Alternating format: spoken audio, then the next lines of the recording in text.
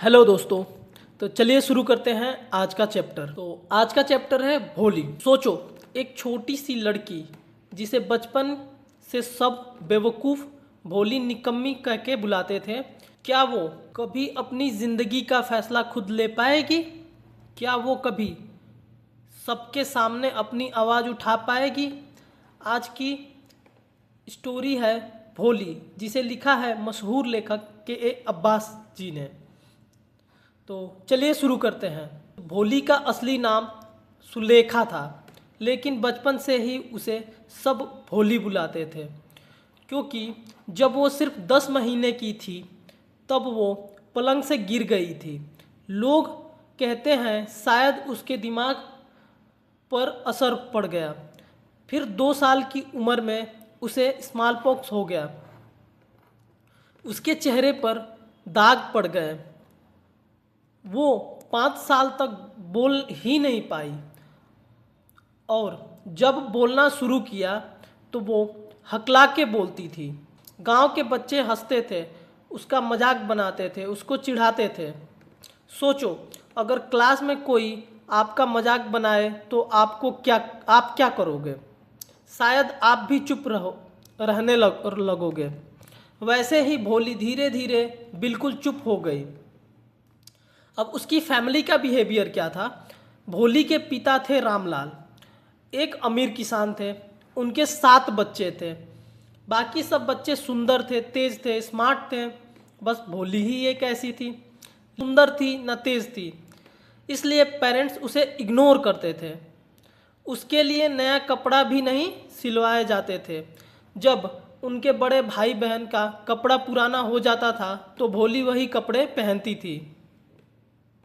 यहाँ हमें समझ आता है सोसाइटी और आउटर ब्यूटी दिखती है। एक दिन गांव में गर्ल्स स्कूल खुला। तहसीलदार ने रामलाल से कहा, यानी भोली के पिता से कहा, आप गांव के रिप्रेजेंटेटिव हो, आपको एग्जाम्पल सेट करना चाहिए। माँ ने मना कर दिया। जो भोली की माँ थी वो बच्चे को भेजने के लिए स्कूल में मना कर दी। उन्होंने बोला कि पढ़ी लिखी लड़की का शादी होना बहुत ही मुश्किल होता है, हम अपने बच्चों को नहीं भेजेंगे स्कूल में। तो फाइनली माँ ने डिसाइड किया कि भोली तो वैसे भी अच्छी नहीं है, उसकी शादी होना मुश्किल है, तो उसे ही स्कूल भेज देते हैं। तो जब पिता उसे स्कूल ले जा रहे थे, भोली को लगा शायद उसे बेचने ले जा रहे हैं, क्योंकि उसने देखा था एक दिन उसकी गाय को घर से निकाल दिया गया था। उसका डर नेचुरल था। यहाँ स्टोरी का सबसे इम्पोर्टेंट कैरेक्टर आता है टीचर। टीचर ने उसे प्यार से बुलाया भोली। ये शायद उसके लिए नया था, उसको पहली बार किसी ने प्यार से बुलाया था। जब भोली हकलाने लगी तो टीचर ने कहा, वेल डन। सोचो, जब सब हंस रहे थे तब एक इंसान भोली को इनक्रेज कर रहा था। टीचर ने कहा, रोज रोज आना, एक दिन सब तुम्हारी रिस्पेक्ट करेंगे। ये लाइन भोली को दिल पे छू गई। धीरे धीरे ट्रांसफॉर्मेशन होने लगा। टाइम पास होता गया, विलेज टाउन बन गया, स्कूल हाई स्कूल बन गया, और भोली वो पढ़ने लगी, वो कॉन्फिडेंट होने लगी, वो हकलाना भी कम कर दी। कॉन्फिडेंस दिया, एजुकेशन ने उसको कॉन्फिडेंस दिया, सेल्फ रिस्पेक्ट भी बढ़ा और हकलाना भी कम हो गया भोली का।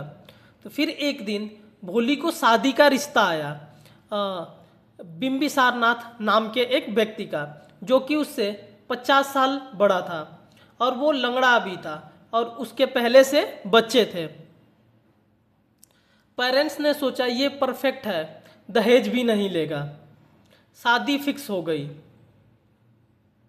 शादी वाले दिन बैंड बाजा, घोड़ा गाड़ी और डेकोरेशन हुआ था, पूरी सब सेलिब्रेशन चल रही थी। तभी रामलाल ने लालच का असली चेहरा जब दूल्हे ने भोली का फेस देखा, उसने कहा, 5,000 रुपये एक्स्ट्रा दो तब शादी करूँगा। यहाँ से असली कैरेक्टर सामने आया। रामलाल ने अपनी पगड़ी उसके पैर में रख दी और इज्जत बचाने के लिए पैसे देने को रेडी हो गया। जब जो लड़की बचपन में बोल नहीं पाती थी उसने जोर से कहा, पिताजी पैसे वापस ले लो। सब शौक हो गए। उसने कहा, मैं इस लालची आदमी से शादी नहीं करूंगी। ये लाइन सिर्फ शादी का इनकार नहीं था, ये एक रेवोल्यूशन था। उसने वरमाला आग में फेंक दी। लोग बोले कि सैमलेस मतलब बदतमीज लड़की है, पर भोली ने जवाब दिया, मैं डम काउ नहीं हूँ। ये लाइन पावरफुल है।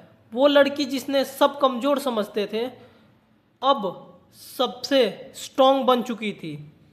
पिता ने कहा, अब तुम्हारी शादी कैसे होगी?